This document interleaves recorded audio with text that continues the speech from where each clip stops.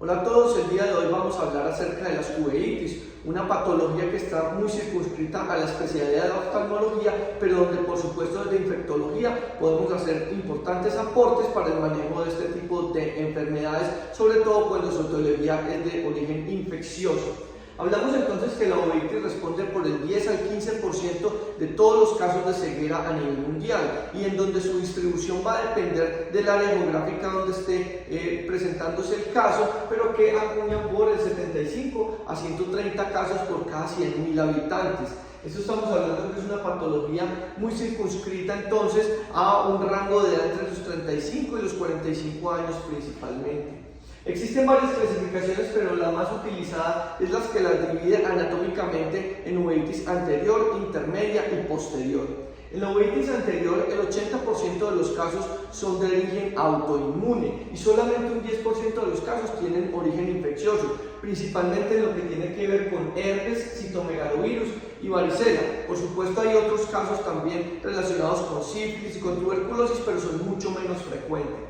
En la uveitis intermedia, el 50% de los casos son idiopáticos y solamente un pequeño porcentaje corresponde a enfermedades infecciosas, principalmente la enfermedad de Lyme, que en nuestro territorio es supremamente extraña. En la uveitis posterior, el 50% de los casos corresponde a unas causas infecciosas, principalmente en el 30% de los casos corresponde a toxoplasmosis, pero en el resto de los casos también podemos ver citomegalovirus, sífilis y por supuesto tuberculosis, una entidad muy frecuente entre nosotros.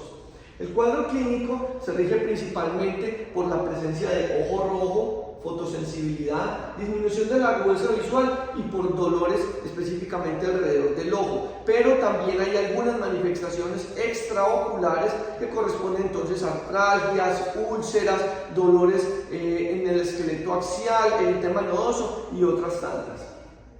El diagnóstico parte específicamente del abordaje clínico, de lo que el oftalmólogo esté describiendo de acuerdo a su experiencia y a la agudeza que tenga en el diagnóstico etiológico a partir de las imágenes, en donde nos puede aportar entonces una etiología. Pero cada vez con mayor frecuencia estamos utilizando las pruebas moleculares para hacer un abordaje diagnóstico mucho más preciso, en donde podemos a través del estudio en el humor acuoso o en el humor vítreo identificar específicamente entonces a nivel molecular de qué patógeno estamos hablando.